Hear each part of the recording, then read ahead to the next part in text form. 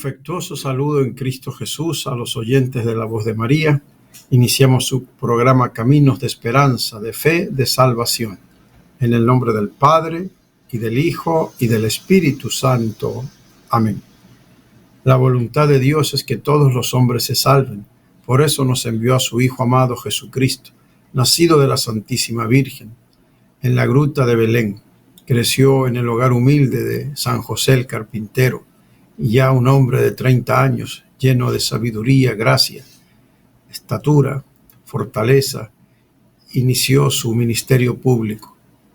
Jesús, después de vencer al demonio en el desierto, con el ayuno y la oración y la palabra de Dios, comenzó a predicar que cambiemos de vida y de corazón, porque se acerca el reino de los cielos. Con Jesús, los enfermos quedan sanos, los leprosos quedan limpios, los sordos oyen, los ciegos ven, los endemoniados quedan liberados. Jesús expulsa a los demonios, hasta resucita muertos, y se proclama la buena nueva a los pobres. Dios nos ama, y el amor más grande es que nos ha dado a su propio Hijo Jesucristo. Y la prueba más grande de amor de Jesús es que obedeció al Padre hasta la muerte, y una muerte de cruz.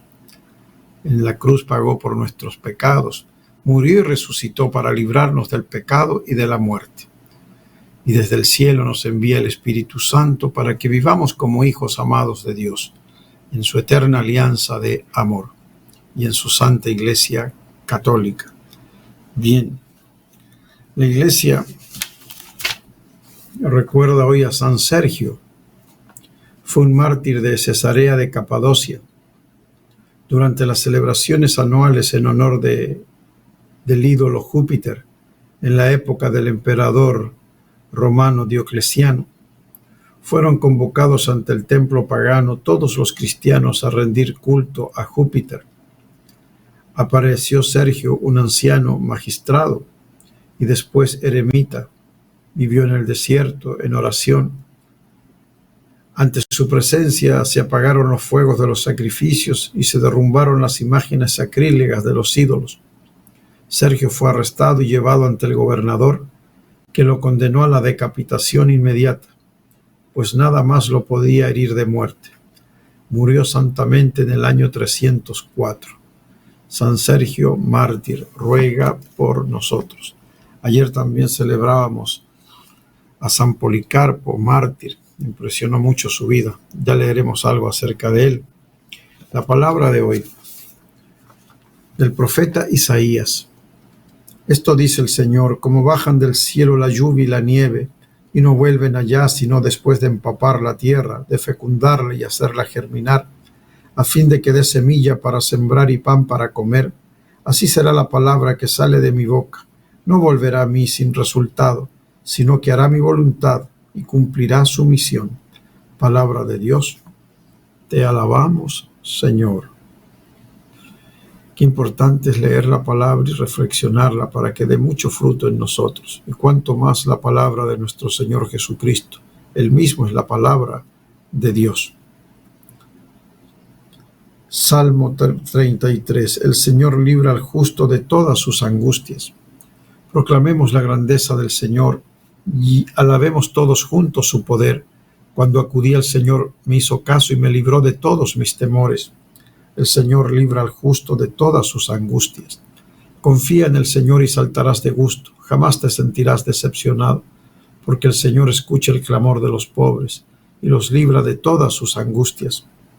El Señor libra al justo de todas sus angustias.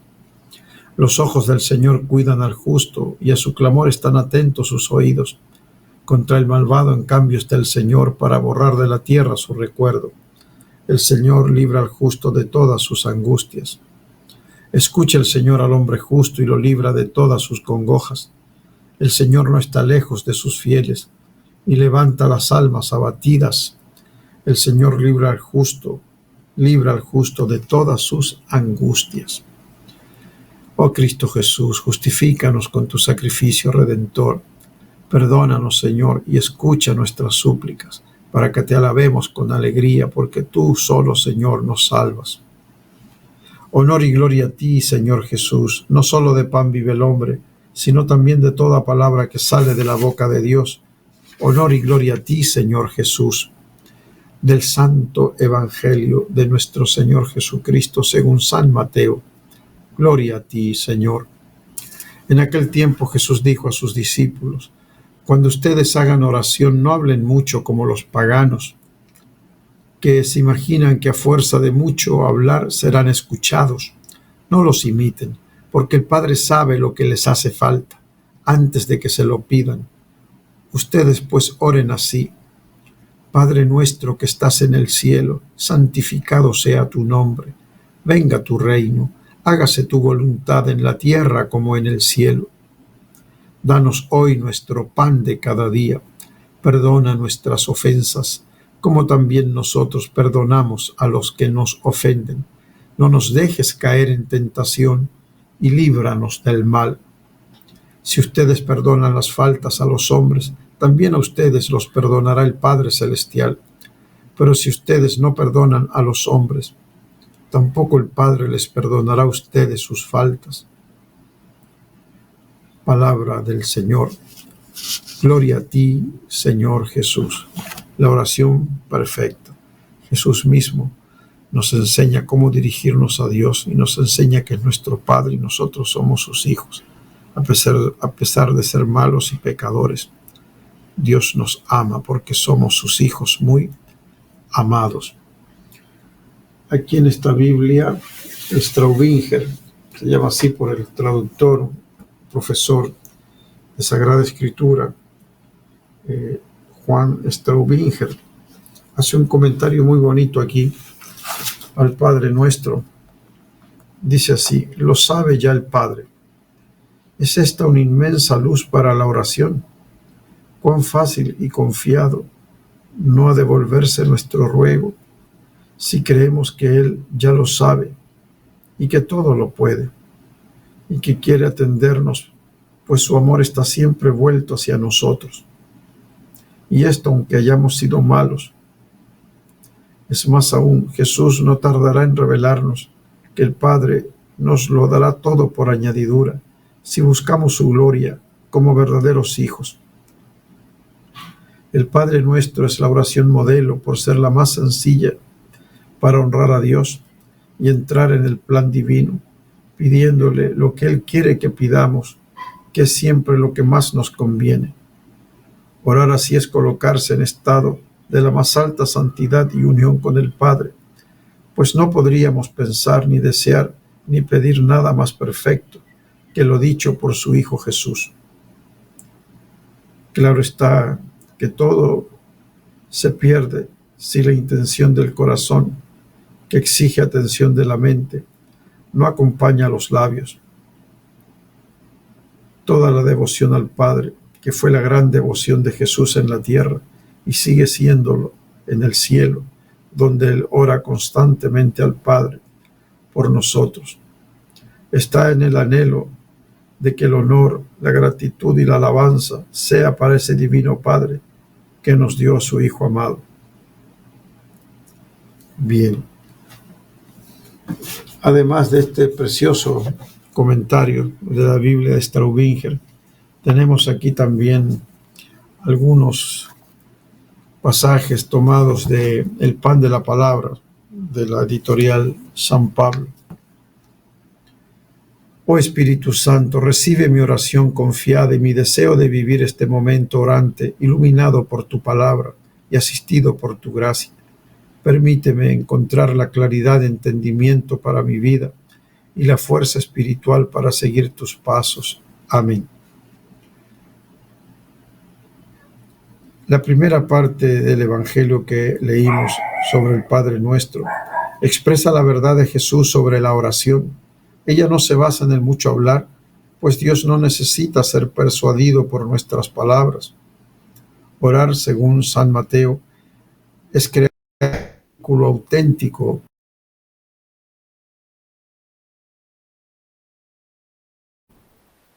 de Dios con la práctica de la justicia, del amor.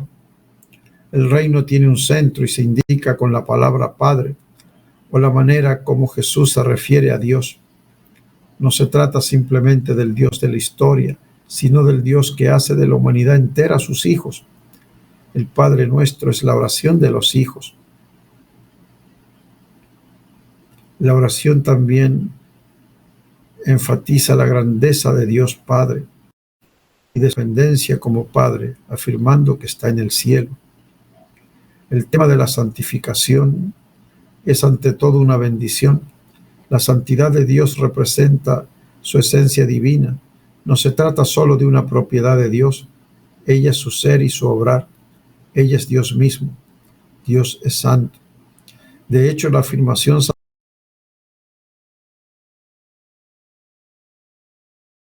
santificamos el nombre divino. Y la manera mejor de santificar el nombre de Dios es cumplir con su voluntad, ser parte de Él y vivir con el proyecto de la salvación, escuchar a su Hijo, prácticas para salvarnos. Una oración por el pan, no solo el pan material, sino el pan como signo del don de Dios, el regalo de sus manos con el cual alimenta a sus hijos y les da todo lo necesario. Luego aparece la petición por el perdón de las deudas, con la que se recuerda su misericordia y su bondad infinita. Ya desde el Antiguo Testamento leemos: perdona la ofensa a tu prójimo, y cuando reces, tus pecados te serán perdonados. La oración debe ser una auténtica y la tentación. No nos dejes caer en la tentación. Están puestas como una oración para sostenernos en la fe, para que el Dios nos libre de todo mal. Jesús afirma que Dios asiste a sus hijos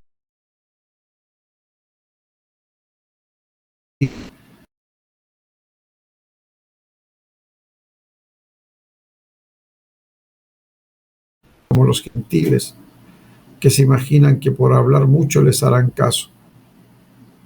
A veces pienso que orar es contarle al Señor todo aquello que pasa en mi interior, incluso desahogar con Él mis sentimientos de dolor, y está bien. Y más aún, por momentos creo que la auténtica oración es aquella de repetir oraciones largas, interminables palabras.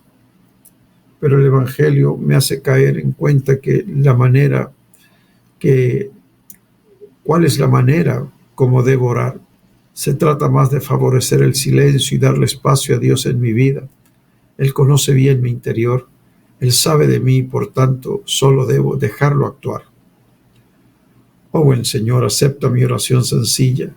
Cuando me sobren las palabras, no hagas caso de ellas. Solo llega a lo profundo de mi alma y ayúdame, Señor, a comprender lo que quieres de mí y a confiar en ti. Deseo permanecer junto a ti. Por eso te pido que no me dejes caer en la tentación. Amén. Bien. Les decía que también celebramos ayer a San Policarpo, mártir. Muy impresionante cómo este venerable anciano se mantuvo firme y fue entregado a las llamas. Se produjo un verdadero milagro. Allí dice que las llamas hicieron como un hueco, como que se abombaron, no lo quemaron directamente, y él quedó como dorado, como oro, ¿no? Y se sintió un perfume allí en el estadio, admirable, porque supo ser fiel hasta la muerte. Así son los santos, mártires. Aprendamos mucho de ellos. Y también no olvidemos el santo catecismo, que siempre nos está dando una luz. Vean ustedes, por ejemplo, en relación al credo. Decimos: creo en el perdón de los pecados. El credo relaciona la fe directamente en el perdón de los pecados a la fe en el Espíritu Santo. Porque Jesús le dijo a sus apóstoles: reciban el Espíritu Santo. A quienes ustedes perdonen los pecados, les quedan perdonados. Y podemos así iniciar una vida nueva. Reconocemos nuestros pecados, nos confesamos, y el sacerdote de Cristo Jesús nos perdona. Y tenemos la certeza del perdón para empezar una vida nueva. Bien, nuestro Señor vinculó el perdón de los pecados a la fe y al bautismo. Id por todo el mundo y proclamad la buena nueva a toda la creación. El que crea y sea bautizado se salvará. El bautismo es el primero y principal sacramento del perdón de los pecados, porque nos une a Cristo, muerto por nuestros pecados y resucitado para nuestra justificación, a fin de que vivamos también una vida nueva. Cristo murió y resucitó para perdonarnos y que tengamos una vida nueva en su gracia y seamos en todas partes el buen olor de Cristo Jesús. La semana pasada estábamos hablando de la neumonía extrahospitalaria que se adquiere en la comunidad, no en el hospital. Fíjense, en el hospital hay riesgo de adquirir neumonía, pero muchos adquieren la neumonía fuera del hospital, ¿no? Y decíamos que la causa predominante es el Streptococcus pneumoniae. Hay otras bacterias también como Haemophilus influenza, Moraxella catarrhalis, Legionella pneumophila, Chlamydia pneumoniae, Mycoplasma pneumoniae, diferentes microbios que causan la neumonía, pero el predominante, el principal es el Streptococcus pneumoniae. Y conviene estar vacunado. Existe la vacuna contra el neumococo que protege por muchos años. También el Staphylococcus aureus resistente es una causa importante de neumonía necrosante grave. Fíjense, el estafilococo resistente puede hacer mucho daño a los pulmones. Los pacientes de más de 65 años y los que presentan determinadas afecciones médicas, lo que llaman comorbilidades, deben recibir vacunación antineumocócica, tanto con la vacuna 23 valente como con la 13 valente, tal como lo indican las normas. Entonces es importante estar vacunado, ¿no? ¿Cómo se presenta la neumonía? Decíamos, fiebre, tos con expectoración, puede ser flema, disnea, dificultad para respirar, dolor torácico tipo pleurítico, algunos dicen como punta de costado. También puede presentarse taquimia, respirar rápido, estertores, o sea, unos sonidos propios de la neumonía, ¿no? O de consolidación, ya una zona más afectada del pulmón, ¿no? Eso se puede determinar con la auscultación, con el estetoscopio. La neumonía extrahospitalaria se manifiesta de forma aguda en cuestión de horas o días. Si un paciente tiene síntomas durante más de 2 o 3 semanas, sobre todo si se acompaña de pérdida de peso o sudoración nocturna, debe plantearse un posible diagnóstico alternativo como una infección fúngica o por micobacterias.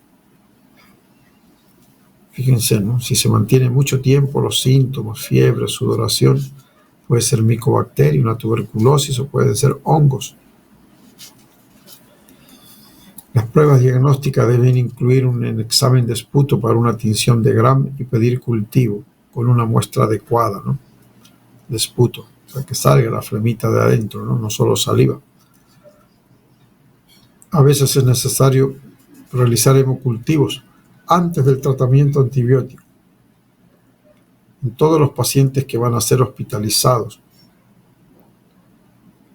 Y si la afección es grave, conviene realizar pruebas antigénicas en orina para detectar Streptococcus pneumoniae y Legionella pneumophila. Interesante, ¿no?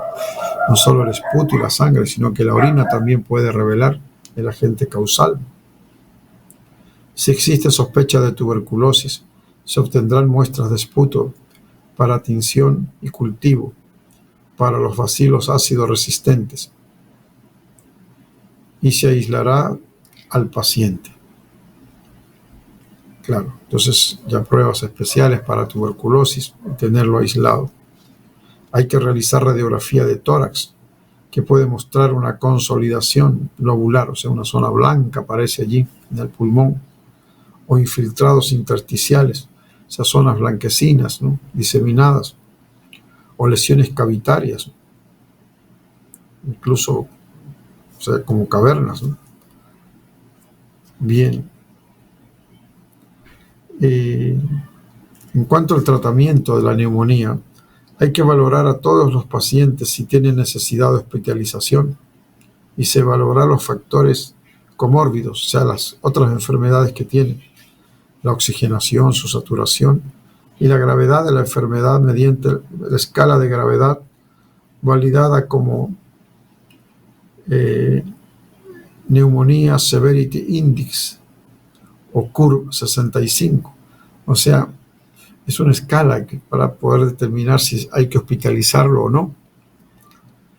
El tratamiento antibiótico se administrará tan pronto como se diagnostique una neumonía extrahospitalaria, idealmente en las 4 horas siguientes a la llegada al hospital, ya que el retraso provoca una mayor mortalidad, y se acortará en cuanto se identifique y se ajustará el tratamiento en cuanto se identifique un agente etiológico microbiano específico en los cultivos. O sea, hay que iniciar pronto el tratamiento. Se sacan las muestras de esputo, si es necesario hemocultivos, incluso en orina se pueden pedir ciertos exámenes, y una vez recogidas las muestras de inmediato iniciar el tratamiento. Cuando llegue el cultivo se hace la corrección, si se sigue con el mismo antibiótico o se añade otro, se cambian. Existen los que llaman tratamientos antibióticos empíricos, ¿no?, con especial acento en dirigirse al probable patógeno, según las comorbilidades y factores de riesgo. Bien. En esta tabla, que habla del tratamiento empírico, o sea, no se sabe aún el agente causal. Se han recogido solamente las muestras de laboratorio, pero hay que iniciar. ¿Y cómo iniciamos? Para eso está esta guía, ¿no? Decíamos, si el paciente no tiene comorbilidades ni factores de riesgo para Staphylococcus aureus resistente o a Pseudomonas aeruginosa, no hay estas comorbilidades. Entonces, por ejemplo, el paciente no tiene enfermedad cardíaca crónica, no tiene una enfermedad pulmonar, no tiene una enfermedad hepática o renal, no tiene diabetes, ni alcoholismo, ni tumor maligno, ni le falta el vaso. Hay pacientes que han sido operados, no tienen el vaso y tienen una inmunodepresión, ¿no? Entonces, si el paciente no tiene nada de esto, repito, al revés, asplenia, falta de vaso, tumor maligno, alcoholismo, diabetes, enfermedad renal, hepática, pulmonar o cardíaca, no tiene nada de esto, entonces en estos casos tampoco tiene riesgo de Staphylococcus aureus resistente o Pseudomonas aeruginosa. ¿Cómo se puede determinar esto, no? Por ejemplo, no se ha aislado anteriormente en el paciente Staphylococcus resistente, ni tampoco se ha aislado Pseudomonas aeruginosa, ni ha tenido una reciente hospitalización, y tampoco ha recibido antibióticos parenterales, o sea, inyectables, en los 90 días anteriores. Miren qué interesante, ¿no?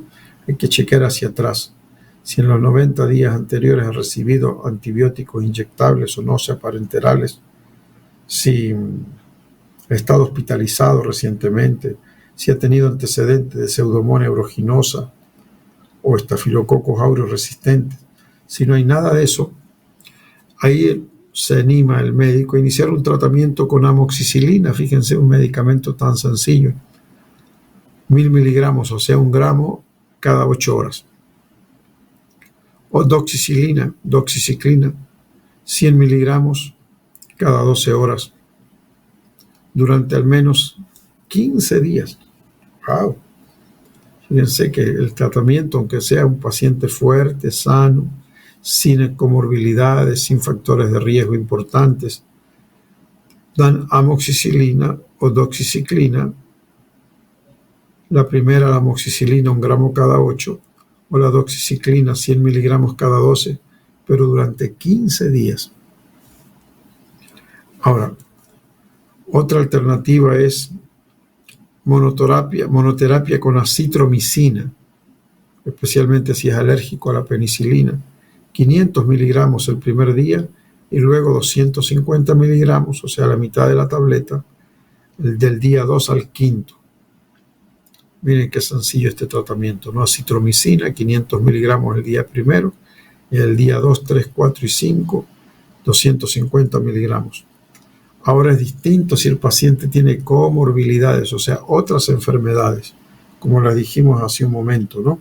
Si el paciente tiene enfermedad crónica cardíaca, por ejemplo, insuficiencia cardíaca, hipertensión pulmonar, hipertensión arterial, valvulopatías, ha tenido un infarto, ha sido operado el corazón, o tiene enfermedad pulmonar, asma, enfermedad pulmonar obstructiva crónica, fibrosis pulmonar, por ejemplo, un problema hepático, hígado graso, cirrosis, un problema renal, insuficiencia renal, o ha tenido o tiene diabetes mellitus, o alcoholismo, consume alcohol frecuentemente, o tiene un tumor maligno, o le falta el vaso.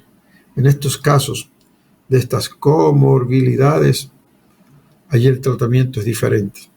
Hay que utilizar amoxicilina ácido clavulánico, 1 gramo cada 12 horas, o cefpodoxima, 200 miligramos cada 12 horas, que si la tenemos en nuestro medio.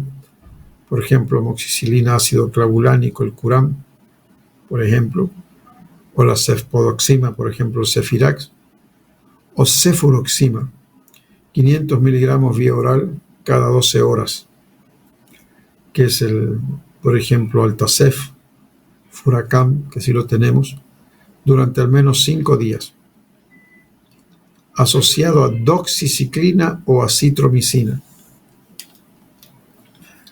O sea, si el paciente tiene comorbilidades, es mejor utilizar 2 antibióticos. Por ejemplo, amoxicilina ácido clavulánico con doxiciclina, un ejemplo. O puede utilizarse cefpodoxima con acitromicina, o cefuroxima con acitromicina. Entonces podemos hacer estas asociaciones para defender mejor al paciente. Otra alternativa es una monoterapia con una quinolona, por ejemplo, levofloxacina, 750 miligramos diarios, o moxifloxacina, 450 miligramos al día. El problema con las quinolonas es que tienen algunos efectos secundarios y a veces pueden producir arritmias también. Entonces, en los pacientes añosos cardíacos no estaría tan indicado, tal vez en un paciente más joven, pero sencillísimo, dar al día levofloxacina una vez al día, o moxifloxacina 400 miligramos una vez al día. Ahora, ya cuando el paciente está ingresado en el hospital, hay que distinguir en el paciente no grave y el paciente grave. Si no es grave, podemos utilizar los llamados beta-lactámicos, así se llaman este grupo de fármacos. Por ejemplo, ampicilina sulbactam, 1.5 a 3 gramos intravenoso cada 6 horas. Fíjense, esto es interesante, ¿no? A veces damos una sola ampollita de 1.5, pero médicos que tienen más experiencia dan el doble, 3 gramos cada 6 horas. O bien ceftriaxona, 1 a 2 gramos intravenoso al día. Puede ser una sola vez los 2 gramos, o cada 12 ceftriaxona. O cefotaxima, 1 a 2 gramos intravenoso cada 8 horas. Yo creo que sería más indicado tal vez la cefotaxima porque se utiliza mucho la ceftriaxona y puede haber resistencia, ¿no? O ceftarolina, 600 miligramos intravenoso cada 12 horas que no tenemos en nuestro medio. Y a estos fármacos hay que asociarle un macrólido, por ejemplo, la acitromicina. Fíjense, ampicilina sulbactam más acitromicina, o cefotaxima más acitromicina, o ceftarolina más acitromicina. Entonces, ya se dan 2 antibióticos y uno de ellos vemos que es inyectable, ¿no? Parenteral, ya se necesitan sueros aquí. Otra alternativa es monoterapia, o sea, un solo fármaco con una fluoroquinolona respiratoria. Por ejemplo, levofloxacina, pero ya inyectable. Una vez al día, o moxifloxacina, ya inyectable una vez al día, ¿no? Ahora, si la enfermedad es grave, hay que asociar un beta-lactámico más macrólido, como ya lo decíamos antes. Por ejemplo, ampicilina sulbactam más acitromicina. Bien. O beta-lactámico más fluoroquinolona. Por ejemplo, ampicilina sulbactam más levofloxacina. Ahora, si el paciente anteriormente ha presentado estafilococos resistentes o Pseudomonas aeruginosa, cambia allí el esquema. Por ejemplo, si antes has tenido Pseudomonas aeruginosa, hay que ampliar el tratamiento con piperacilina tazobactam 4.5 gramos intravenoso a cada 6 horas, que así lo tenemos en nuestro medio, ¿no? Bien. Puede utilizarse también cefepima 2 gramos intravenoso cada 8 horas, o ceftazidima 2 gramos intravenoso cada 8 horas, o imipinem 500 miligramos intravenoso cada 6 horas, o meropenem 1 gramo intravenoso cada 8 horas, que sí lo tenemos en nuestro medio, ¿eh? Sobre todo el meropenem se utiliza, o aztreonam 2 gramos intravenoso cada 8 horas, menos utilizado. Entonces, si ha tenido Pseudomonas aeruginosa, hay que utilizar cualquiera de estos fármacos, piperacilina tazobactam, o cefepima, o ceftazidima, o imipinem, o meropenem. Bien, conviene también obtener cultivos, esto es importante lo de los cultivos, ¿ah? Por ejemplo, un PCR nasal para Staphylococcus aureus resistente a la meticilina. Se obtienen muestras nasales y se pide una PCR para estafilococo resistente, si es que está disponible. Bien. Ahora, en el caso de hospitalización reciente y receptor de antibióticos parenterales en los 90 días previos y factores de riesgo para estafilococo resistente o Pseudomonas aeruginosa. Este es otro caso. El paciente hace poco estuvo en el hospital, hace poco recibió antibióticos inyectables y tiene factores de riesgo para estafilococo resistente o Pseudomonas aeruginosa. Hay que distinguir ahí. Si la enfermedad no es grave, es importante obtener primero cultivos, PCR, o sea, reacción en cadena de la polimerasa nasal para Staphylococcus aureus resistente, si es que está disponible, pero no ampliar la cobertura salvo que se identifique el estafilococo resistente o Pseudomonas aeruginosa, si el caso no es grave. Y si la enfermedad es grave, hay que ampliar el tratamiento empírico para estafilococo resistente o Pseudomonas aeruginosa, obtener los cultivos, el PCR nasal para estafilococo resistentes y ayudar en el tratamiento. De todo esto voy a remarcar y recordar que si el paciente ha tenido anteriormente Pseudomonas aeruginosa, conviene utilizar vancomicina, 15 miligramos por kilo intravenosa cada 12 horas. O sea, viene a ser prácticamente 1 gramo de vancomicina cada 12 horas. Ajustarlo a los niveles del funcionamiento renal, ¿no? Si el riñón está un poco afectado, hay que disminuir la dosis. Otra alternativa es Linezolid, 600 miligramos intravenoso cada 12 horas o por vía oral cada 12 horas. Son fármacos bastante caritos. Puede ser vancomicina o Linezolid. Muy bien, independientemente de la gravedad de la enfermedad. Sobre todo esto es cuando hay, estafilococo resistente a la meticilina, hay que utilizar vancomicina o Linezolid. Y si hay antecedentes de Pseudomonas aeruginosa, Es importante la piperacilina tazobactam, 4.5 gramos intravenoso cada 6 horas, o cefepima 2 gramos cada 8, o ceftazidima 2 gramos cada 8, o imipilem 500 miligramos cada 6, o meropenem 1 gramo intravenoso cada 8 horas. Entonces, fíjense, de esta manera tratan según el manual Washington de terapéutica médica. Hay otros esquemas también, ¿no? Hay otros esquemas, pero esta es una tabla bastante útil. Debe realizarse una toracocentesis de los derrames pleurales. Si el paciente tiene líquido en los pulmones, en las bases pulmonares, por ejemplo, derrame, hay que puncionar. Y el líquido que se obtenga, vamos a obtener cómo está el pH, recuento de células, tinción de gramo, cultivo bacteriano, proteínas, enzima lactato deshidrogenasa, LDH. Deben drenarse también los empiemas. Si hay pus ahí, tiene que drenarse para facilitar el tratamiento. Bueno, hemos hablado hoy día algunas cosas interesantes, confiar en la palabra del Señor, reflexionarla para que obre en nosotros, y sobre todo el Evangelio, cuando habla nuestro Señor, es la misma palabra de Dios. Suplicar al Señor nos perdone, confesarnos, tener la certeza del perdón, suplicar al Señor y Él nos libra de todas las angustias. Él nos justifica y Él nos libra de todo mal. Y el Padre Nuestro es la oración perfecta que debemos realizar, debemos rezar, especialmente al levantarnos. Padre Nuestro, Ave María, Gloria. La Iglesia también lo reza en la liturgia de las horas, el Padre Nuestro, ¿no?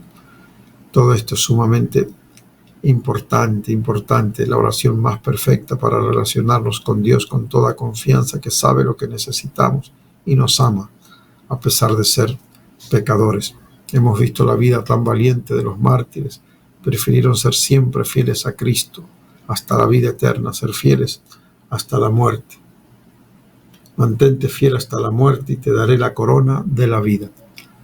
No sé, Pedrito, si tengo algunos minutitos todavía para seguir. Estábamos hablando de qué importante es tener confianza en Dios, reconocer nuestros pecados y cambiar de vida y cambiar de corazón y seguir adelante. No dejen de ayudar siempre a la voz de María para que siga evangelizando.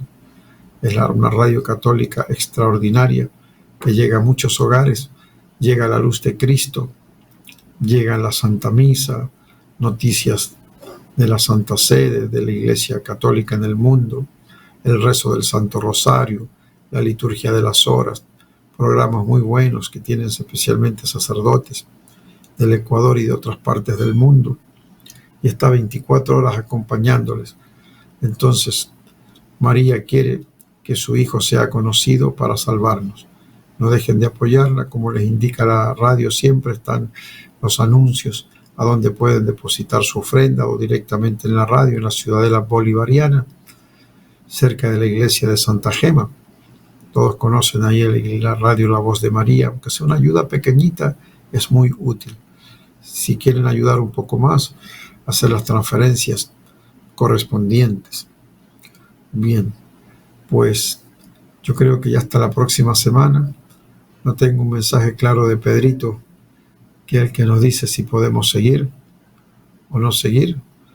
Bueno, si no nos dice nada Pedrito, avanzamos un poquito sobre la vida de San Policarpo mártir, que celebramos ayer, que es impresionante. San Policarpo fue discípulo de los apóstoles, discípulo de San Juan y obispo de Esmirna. El mismo San Juan lo nombró obispo de Esmirna. Fue huésped de Ignacio de Antioquía. Fue a Roma para tratar con el Papa Niceto la cuestión de la celebración de la Pascua. Sufrió el martirio hacia el año 155, siendo quemado en el estadio de la ciudad. De la carta de la iglesia de Esmirna sobre el martirio de San Policarpo, como él era obispo de Esmirna, los fieles de Esmirna escribieron una carta dando testimonio de lo que ocurrió.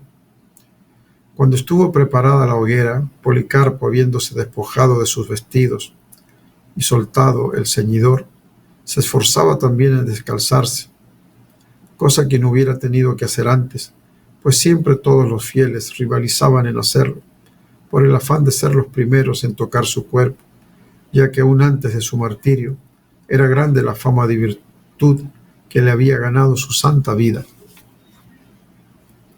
Llegó el momento en que ya estaban preparados a su alrededor todos los instrumentos necesarios para la hoguera.